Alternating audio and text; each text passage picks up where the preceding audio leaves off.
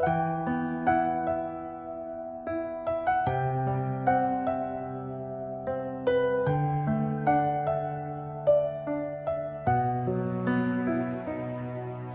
មួយខ្ញុំស្រមៃចង់មានគ្រួសារមាននាងនៅក្បែរមិនឲ្យចិត្តខ្លាចតែជីវិតពិត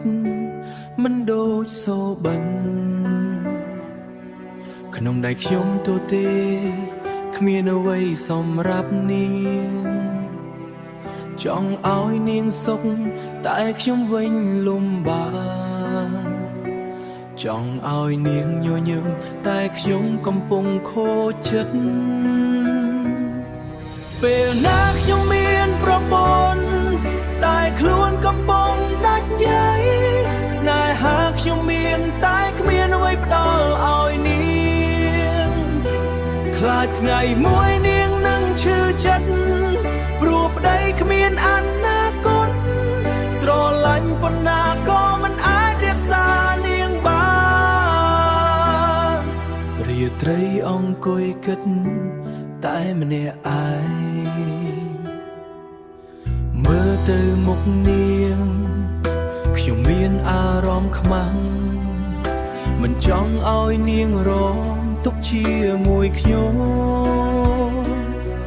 ជីវិតខ្ញុំក្រីក្រតែស្នេហាមិនក្រីក្រ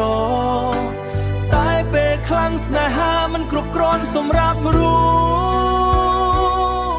ពេលណាខ្ញុំមានប្រពន្ធតែខ្លួនកំពុងដាច់ញ៉ៃស្នេហាខ្ញុំមានតែគ្មានអ្វីផ្ដល់ឲ្យនា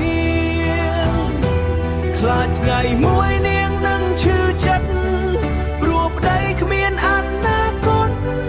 ស្រឡាញ់ប៉ុណ្ណាក៏មិនអាចរក្សានាងបានបើថ្ងៃណាខ្ញុំអាចឈរឡើងវិញខ្ញុំនឹងធ្វើឲ្យនាងមានអ្វីគ្រប់យ៉ាងតែថ្ងៃនេះសូមអភ័យប្តីម្នាក់នេះមិនទាន់មានអ្វីទេ